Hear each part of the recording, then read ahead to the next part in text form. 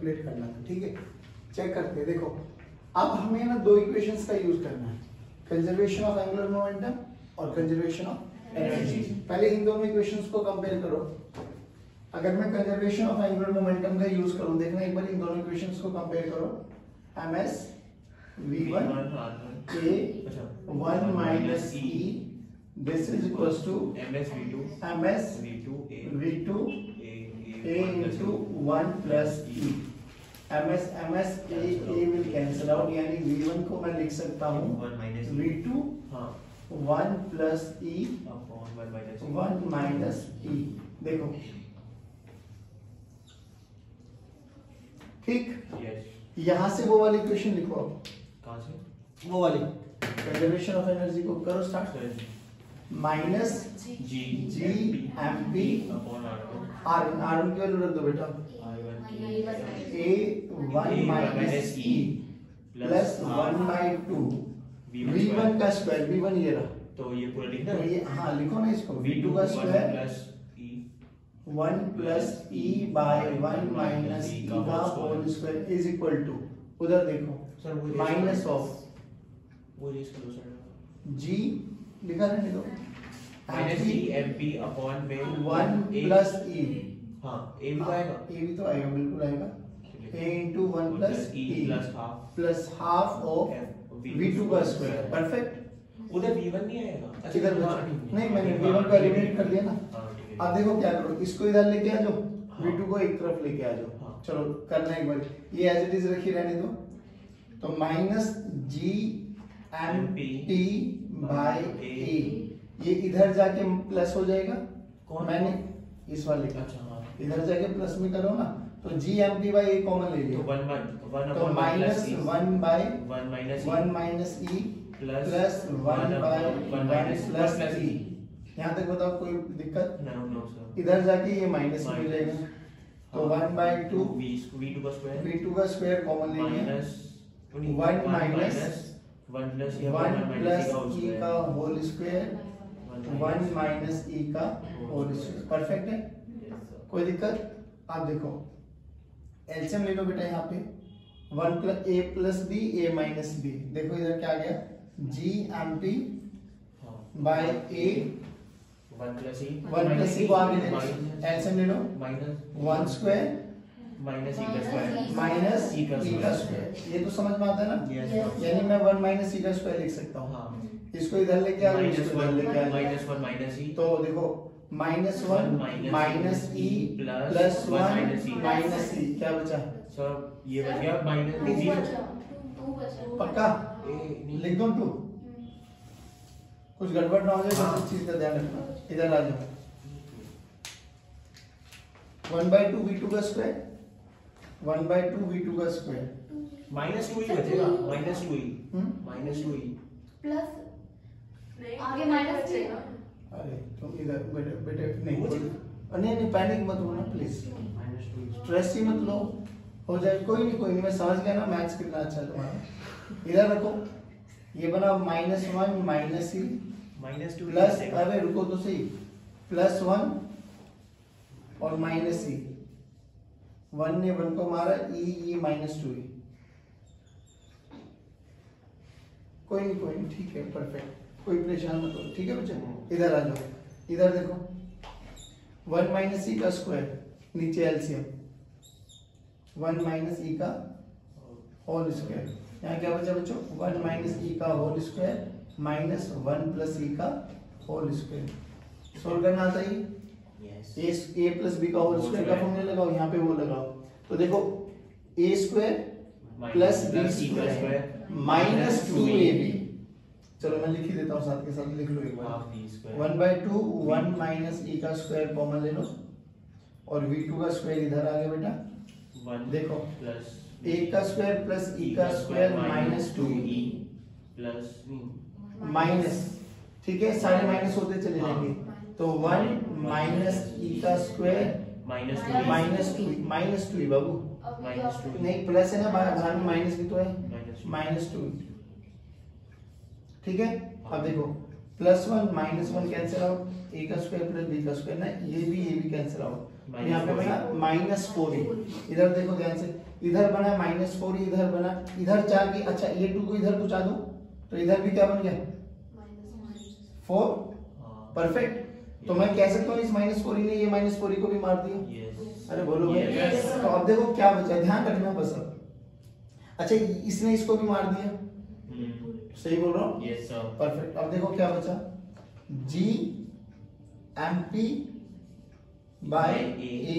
पहली बात ये सब कैंसिल आउट हो गया, इधर बचा V2 का हाँ, ध्यान से सुनना, एक please pay attention, 4 he cancel out. तो देखो यहाँ पे क्या बचा, एक सेकंड रुको ना बेटा, ये बना 1 माइनस ई का होल स्क्वायर, 1 माइनस ई का स्क्वायर। इसको मैं लिख सकता हूँ 1 माइनस ई 1 प्लस ई। परफेक्ट है। 1 प्लस ई 1 माइनस ई में यहाँ से कैंसिल आउट होता हुआ दिखाई देगा। यहाँ पे लिख दिया मैंने 1 माइनस ई और यहाँ पे लिख दिया 1 प्लस ई। अभी लिख सकता हूँ ए स्क्वायर माइनस बी स्क्वायर को ए माइनस बी ए प्लस बी। नहीं आया पक्का? इज इक्वल टू देखो क्या बन गई, V2 का स्क्वायर 1 माइनस ई का होल स्क्वायर। देखो ध्यान से, 1 माइनस ई ने 1 माइनस ई को मारा, तो GMP बाय A 1 प्लस ई इधर आ गया 1 माइनस ई। तो V2 की वैल्यू यहां से क्या आती हुई दिखाई देगी, V2 is equal to under root of GMP by A into 1 minus e, ऊपर 1 माइनस ई नीचे 1 plus E, 1 minus E by 1 plus E. अच्छा बच्चों ये आ गया मेरा V2। V1 बोलो, कुछ भी चेंज नहीं करना आपको, GMP बाय A ठीक रहेगा, ये 1 प्लस ई हो जाएगा और ये 1 माइनस ई हो जाएगा, बस इतना सा वेरिएशन है। यानी अगर मैं हाँ V1 लिखना चाहूँ तो V1 बोलो, देखो क्या आ गया, V1 this is equal to under root of GMP by A 1 plus E by 1 minus E। पहले कोई मुश्किल नहीं था कैलकुलेशन, थोड़ा सा अगर लॉजिकली लगाते तो यू विल फाइंड कि V1 V2 निकल जाता है, कोई मुश्किल है नहीं। अब एक बात और बताओ, V1 V2 में क्या कहीं पर भी मास ऑफ सैटेलाइट का यूज हुआ? नहीं। मास ऑफ प्लेनेट, एसेंट्रिसिटी क्या है और सेमी मेजर एक्सिस क्या है? नहीं आया बच्चों? आ गया। पक्की बात है। अब इसका यूज करते हुए हमें थर्ड लॉ प्रूव करना है, ध्यान रखेंगे अभी हम लोगों ने। कैलकुलस का फर्स्ट लॉ था ये, सेकंड लॉ क्या, अभी सेकंड लॉ पे आऊंगा, पर पहले ये बताओ क्या ये सब चीजें समझ में आए? एक बार मैं रिकैप करता हूँ कि हमने क्या पढ़ा। हमने कल के लेक्चर में डिस्कशन किया था कि भाई हम बेसिकली एलिप्टिकल ऑर्बिट को पढ़ेंगे। अभी तक हम लोगों ने जितने भी ऑर्बिट पढ़े थे वो सारे के सारे सर्कुलर हैं। 95 to 98% जितने भी न्यूमेरिकल्स आएंगे वो आएंगे भी सर्कुलर ऑर्बिट को ही मानते हुए। बट फिर भी अगर आ जाए तो हमें ये सब चीजें समझ में आनी चाहिए कि ये हमारा ओरिजिन, इससे यहाँ पर एक फोकस है जिसकी दूरी ओरिजिन से फोकस के बीच की दूरी ए ही है, इधर भी ए ही है। अगर इन दोनों फोकस में से कहीं पर भी किसी भी एक पॉइंट पर आप प्लेनेट को फिक्स कर देते हो तो उस प्लेनेट से जो भी पास वाला डिस्टेंस होगा, दैट इज मिनिमम डिस्टेंस, उसको हम बोलते हैं पेरिजी। उसके दूर वाले को बोलते हैं अपोजी। पेरिजी को यहाँ पर हम लोगों ने रिप्रेजेंट किया R1 और यहाँ पे रिप्रेजेंट किया R2। R1 का फॉर्मूला बना बेटा A into 1 minus E, R2 का फॉर्मूला बना A इंटू 1 प्लस ई।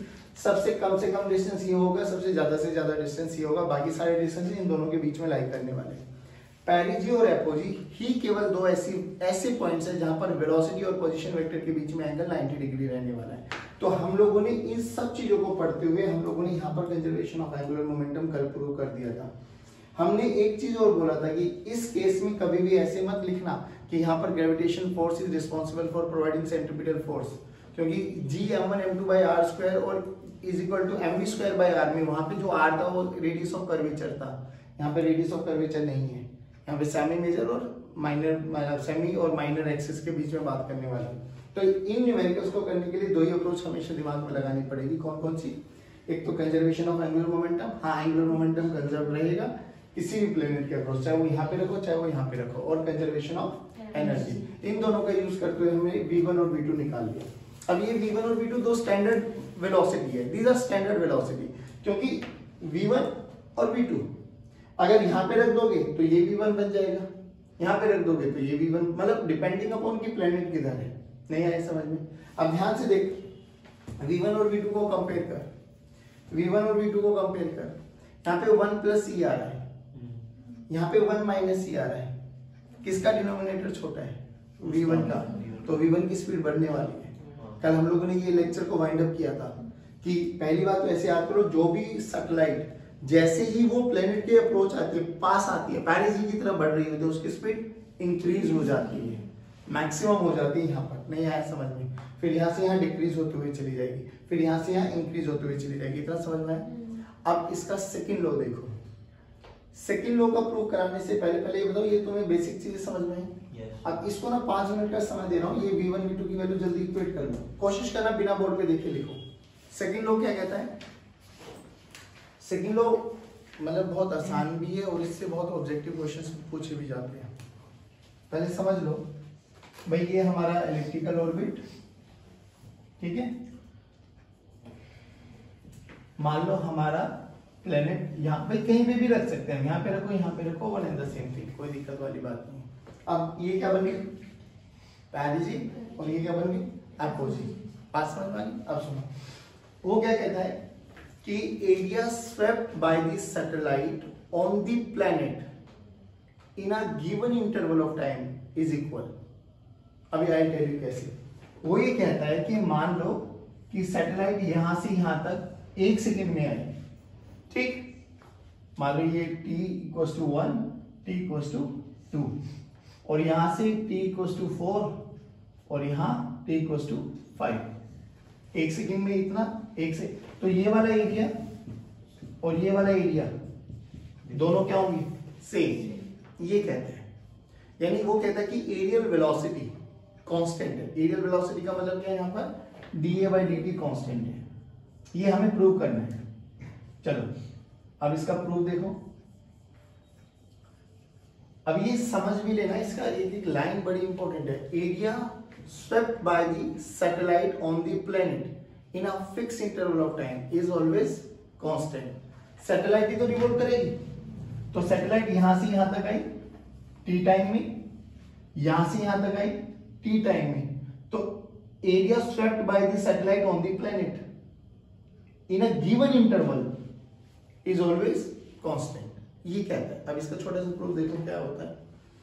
देखिए भाई, ये हमारा वही एलिप्टिकल ऑर्बिट, ये हमारा एक्स एक्सिस, वाई एक्सिस। मान लो बाबू किसी भी इंस्टेंट पर मेरी सैटेलाइट यहां पर थी, ठीक। ये मेरा प्लेनेट, डन है बाबा। This is mass of planet, this is mass of satellite. चलिए अब जब यहां पर है तो इसके पास कोई ना कोई वेलोसिटी तो होगी। लेट्स से उस समय पे इसकी जो वेलोसिटी है दैट इज v, और यहां से यहां हमारे पास ये है r, ठीक। अब बहुत छोटे से टाइम dt टाइम में, बहुत छोटे से टाइम dt टाइम में ये कितना चला होगा?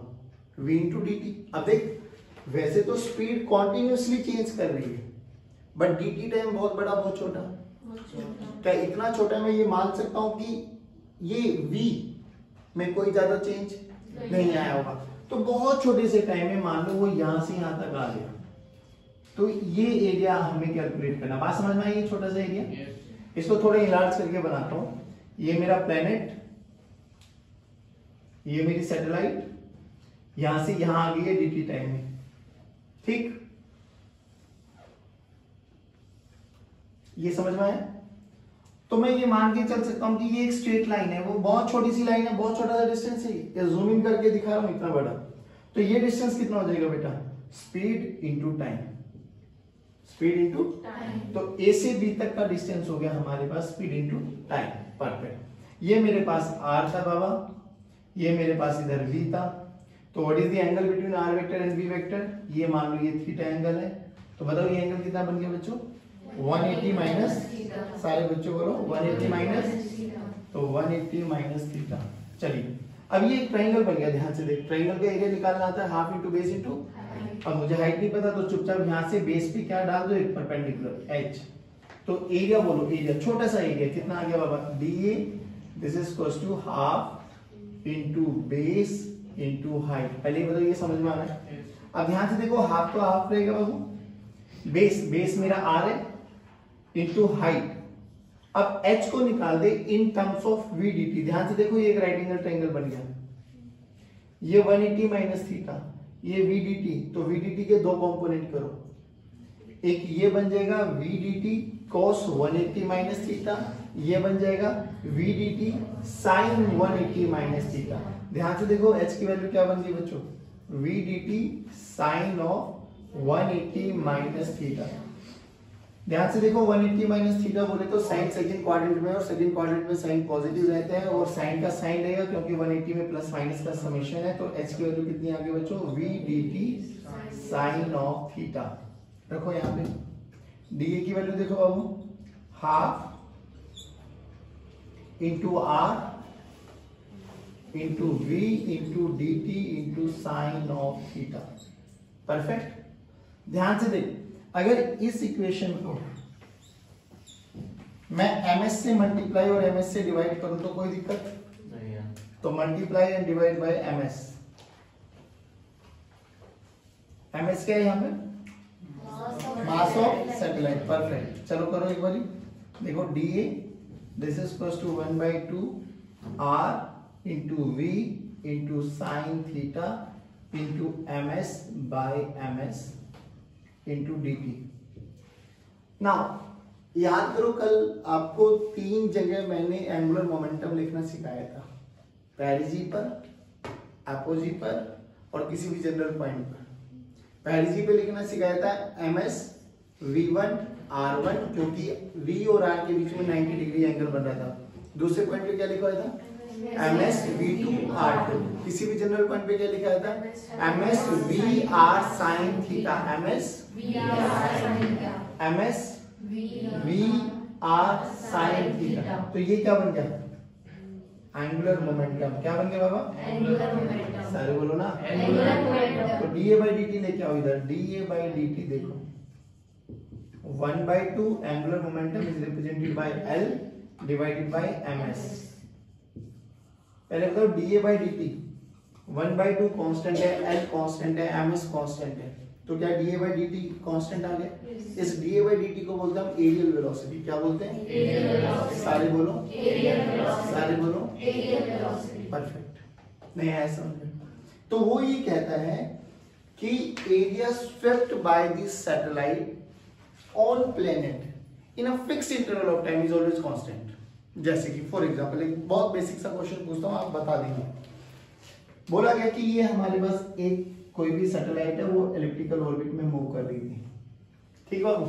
बताओ किधर माने प्लेनेट को, कौन सा फोकाई पे माने, लेफ्ट राइट, लेफ्ट मान लेते, ये लेफ्ट पे हम लोगों ने अपना प्लेनेट मान लिया, ठीक।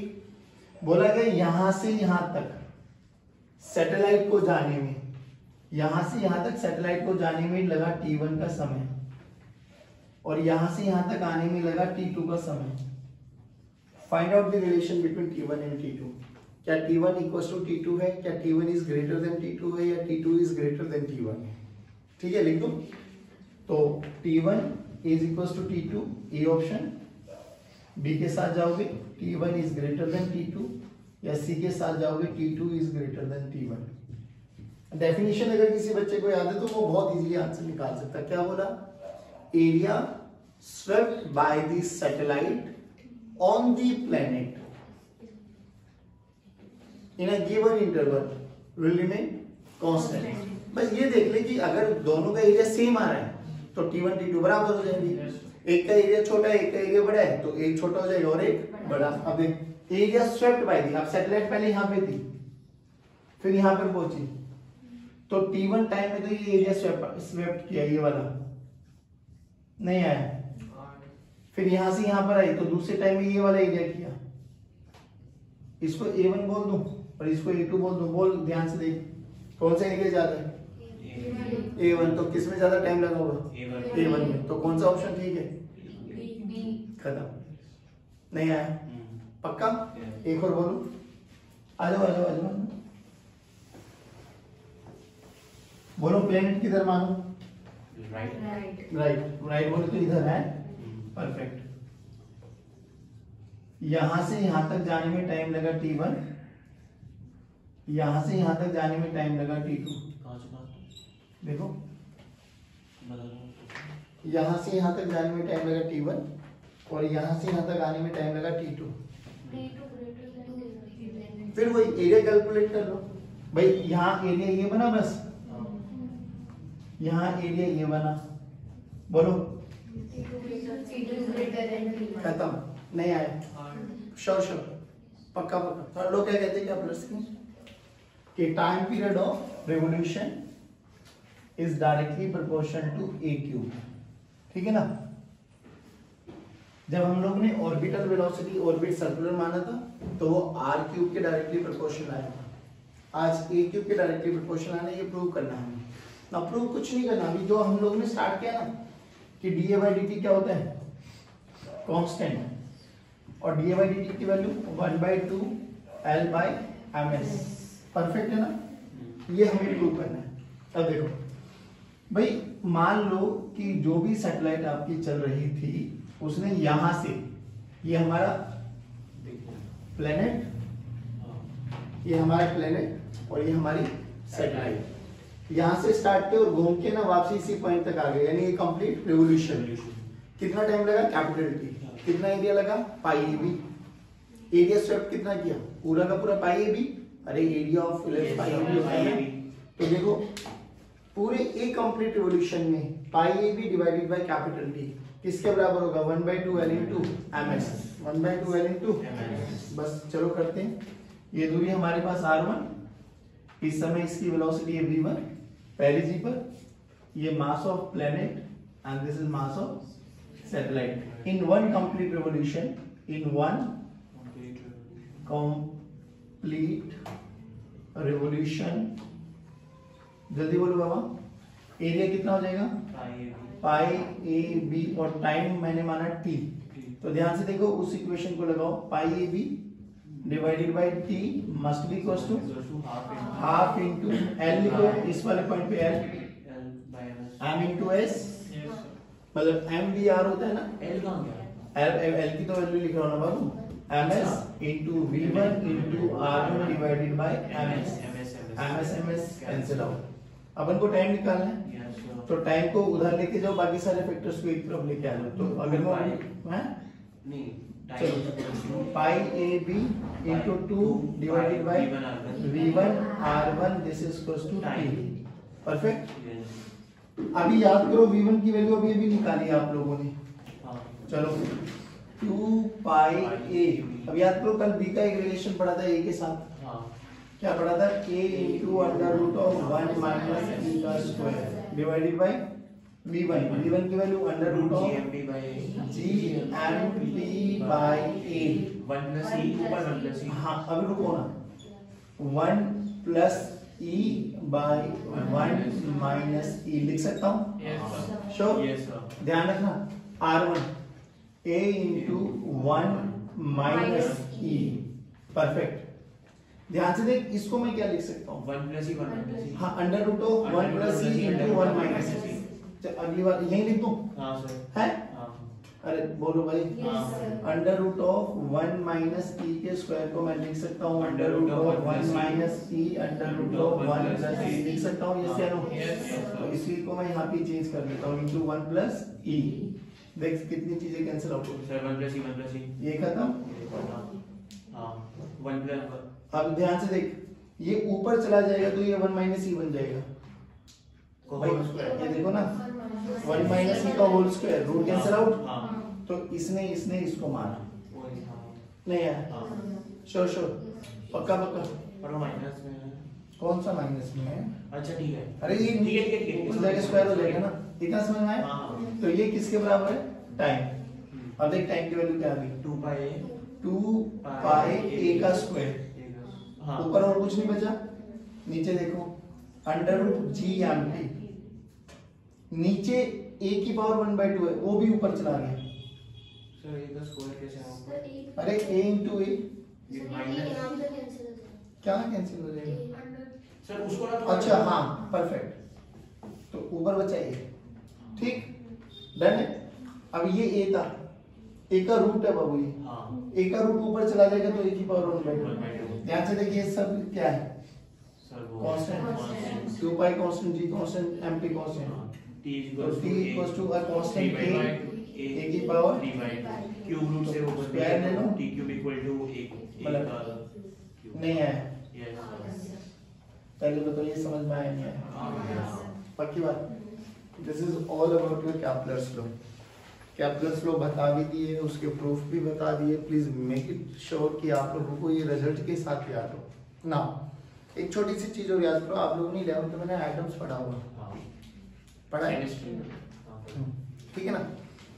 ये एटम पे क्यों बोलो, क्योंकि ये आपको याद करो, ये प्लेनेट के चारों तरफ सैटेलाइट घूम रही है। कुछ कुछ तुम्हें ऐसे ही याद नहीं रहा होगा, प्रोटॉन मतलब न्यूक्लियस के चारों तरफ प्रोटॉन। एग्जैक्टली। अब सुनो, अगर मैं सर्कुलर ऑर्बिट मान के चल रहा हूँ, है ना, अगर मैं सर्कुलर ऑर्बिट मान के चल रहा हूँ, तो ये मेरे पास एक प्लेनेट और इसके चारों तरफ घूम रहा है एक सैटेलाइट।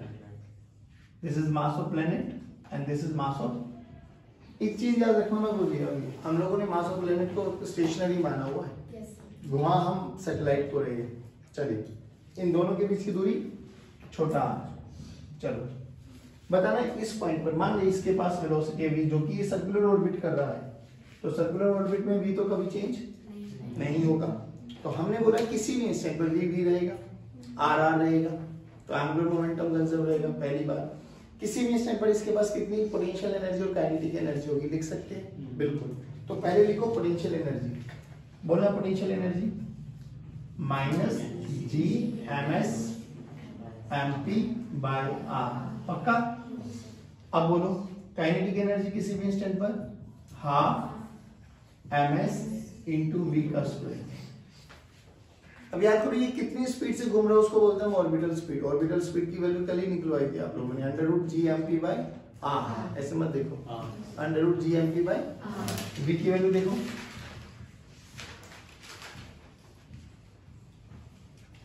सच्ची में ये निकलवाई थी, ऐसे मत देखो, सही बोल रहा हूँ, √g_mp बाय r। पक्का? अब देखो, जब वो सैटेलाइट घूम रही है तो उसके पास पोटेंशियल एनर्जी, उसकी कॉन्फ़िगरेशन के कारण वो चक्कर लगा रही है, तो उसके पास वेलोसिटी भी है, तो काइनेटिक एनर्जी भी है। तो टोटल मैकेनिकल एनर्जी क्या होती है? सम ऑफ काइनेटिक प्लस। बस मेरा जो मोटो है ना, मेरा मोटो है कि इस v की वैल्यू को यहाँ पे रखो, रख के देखो 1/2 ms g_mp बाय r। इस टर्म को इस टर्म को चेक करो एक बार, देखो g_ms_mp by r, g_ms_mp by r का हाफ, यानी मैं ये बोल सकता हूं कि ये क्या है? Potential energy. Kinetic energy is half of potential. कुछ केमिस्ट्री में पढ़ा है तुमने ऐसा? Kinetic energy equals to total energy is negative of kinetic energy. पता नहीं पढ़ा है? थोड़ा वो मैंने पढ़ा है। इधर देखो, टोटल एनर्जी निकालो, total energy sum of kinetic energy plus potential energy. Kinetic energy ये रख दो बेटा, हाफ जी। अच्छा मैं इसको हाफ यू लिख दूं, है ना, और पोटेंशियल एनर्जी को मैं यू लिख रहा हूँ। अरे मत देखो, मैं सही कर रहा हूं। तो टोटल एनर्जी देख किसके बराबर आई? -u/2। अरे नहीं आया, और -u/2 क्या बेसिकली काइनेटिक एनर्जी का नेगेटिव। बोलो भाई आ गया। अब बहुत बेसिक से क्वेश्चन पूछे जाते हैं, वो सुनो एक बार, कि अगर मैं इस r को बढ़ा दूं या कम कर दूं तो v पर क्या फर्क पड़ेगा? r को बढ़ाओ तो v की वैल्यू कम होगी, v कम हो गए तो व्हाट अबाउट काइनेटिक एनर्जी? कम। What about potential energy? कम हो जाएगी। नहीं वो बढ़ेगी। बताओ पोटेंशियल एनर्जी के बारे में। पोटेंशियल एनर्जी भी r पे डिपेंडेंट है, तो अगर r को बढ़ाओगे तो पोटेंशियल एनर्जी का मैग्नीट्यूड कम होगा। नेगेटिव में मैग्नीट्यूड का कम होने का मतलब है बढ़ना, तो पोटेंशियल एनर्जी बढ़ जाएगी। नहीं आया समझ में? बाकी ऐसे बहुत सारे क्वेश्चंस पूछे जाते हैं, पहली बात तो ये याद रखो। नहीं आया समझ में? ये बहुत इंपॉर्टेंट रिलेशन है, इसलिए याद रखना है इसको, कि total energy is negative of kinetic energy और kinetic energy is half of potential energy.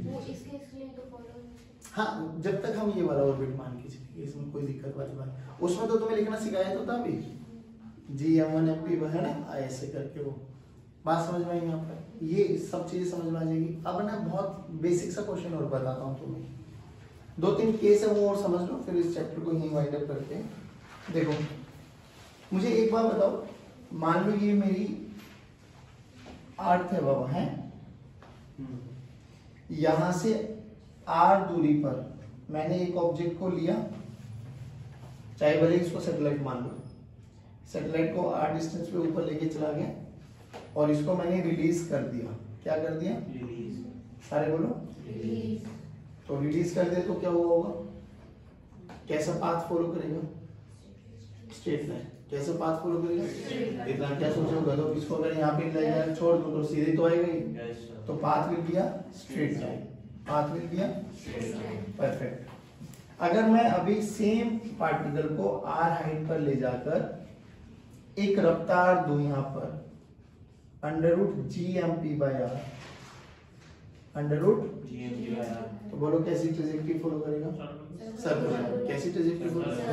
याद रखना ये सर्कुलर के लिए GMP/r। कैसी ट्रेजेक्टरी? सर्कुलर। सर्कुलर के लिए ये रेडियस और ये रेडियस हर पॉइंट पर क्या हो जाएगा? सेम। ओके।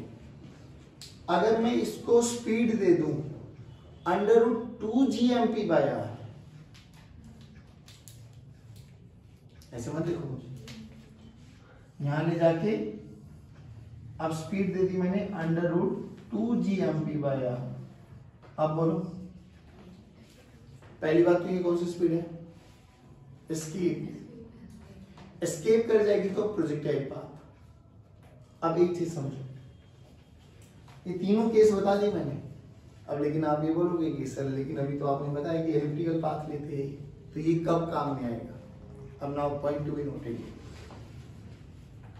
ये तो देख इसमें कोई मोशन नहीं दिया तो सीधा वो उठाया छोड़ दिया नीचे आया, एक स्पेशल केस है। इसमें कर दिया तो वो अर्थ की ग्रेविटेशन फील्ड से बाहर चला गया, तो पाथ विल बी प्रोजेक्टाइल। लेकिन जब भी पार्टिकल की वेलोसिटी, ध्यान से सुनना, इन दोनों के बीच रहेगी, यानी वेलोसिटी इससे तो बड़ी होगी और इससे, या पार्टिकल की वेलोसिटी इन दोनों के बीच में रहेगी। इन दोनों के बीच का मतलब है 0 से लेके √g/m/r। भाई इसके अलावा और केस बन सकता है? भाई ये मिनिमम है कि ऊपर ले जाके छोड़ दो, ये एक स्पेशल केस है। बाहर निकालना है तो ये है, तो या तो इन दोनों के बीच में होगा या इन दोनों के बीच में होगा। तो इन तीनों के तो पाथ मुझे समझ में आ गए, straight line, circular, projectile. Okay. अभी एक बात बता, इससे नीचे नीचे चलो, √2g/m/r से नीचे नीचे मैंने स्पीड दी, क्या वो कभी भी अर्थ की ग्रेविटेशन फील्ड से बाहर निकल पाएगा? नहीं, कभी नहीं। भाई चाहिए कितनी? √2g/m/r। उससे छोटा छोटा रख तो कभी भी फील्ड से बाहर।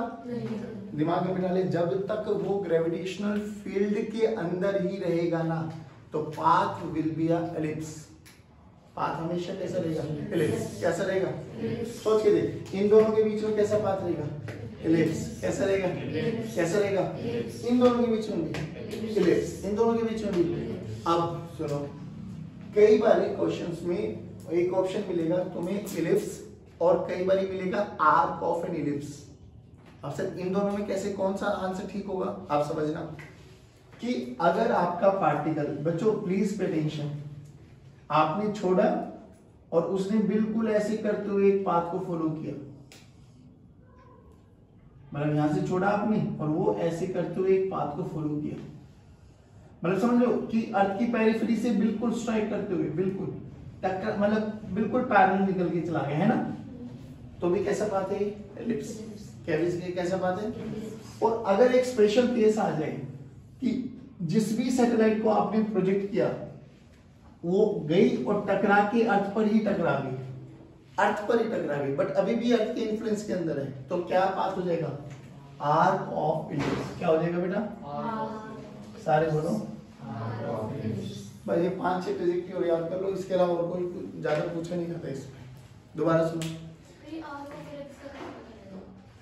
अगर वो बोल दिया कि एक प्रोजेक्टाइल को छोड़ा गया और वो अर्थ से टकरा गया, अर्थ से टकरा गया तो आर्क ऑफ एलिप्स, नहीं टकराया तो जब तक वो ग्रेविटेशन फील्ड में रहेगा तब तक हमेशा एलिप्स। बाहर निकल गया तो प्रोजेक्टाइल, छोड़ दिया, रिलीज कर दिया तो स्ट्रेट लाइन। और ये तो एक स्पेशल केस है, नहीं आया समझ? दोबारा बोलो, छोड़ दिया तो √g/m/r, 2g/m/r, √g/m/r और √2g/m/r के बीच में एलिप्स। इसके बीच में इलिप्स और arc of ellipse. Arc of ellipse होगा तो टकरा जाएगा, नहीं आया इसमें, पक्की बात है। चलिए जय हिंद।